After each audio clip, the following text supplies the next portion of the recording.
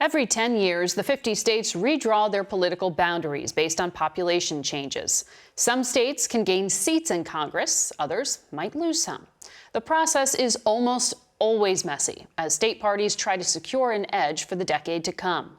CBS's Ed O'Keefe took a look at 4 redistricting fights.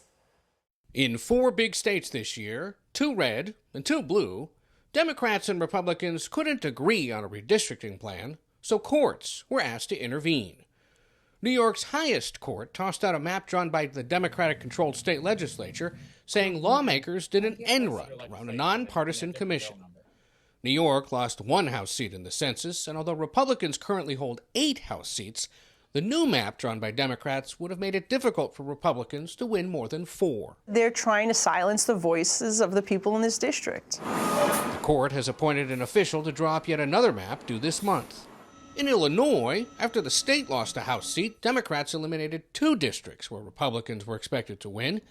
Republicans challenged the new map in court, but it's likely to stand. The GOP is also guilty of creative cartography. Texas is gaining 2 seats in Congress, and although minorities accounted for 95% of the state's population growth in the last decade, Republicans redrew the map to protect their incumbents by eliminating competitive districts where Democrats were making gains.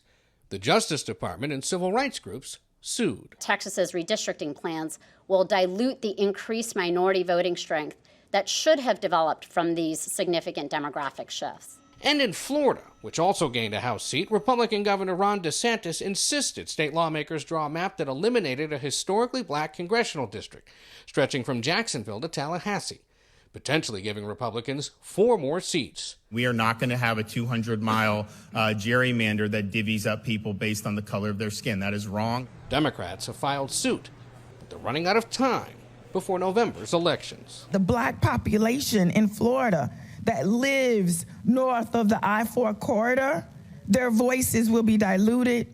When the dust settles after this decade's round of redistricting, it remains to be seen whether either party will emerge with a distinct structural advantage nationwide.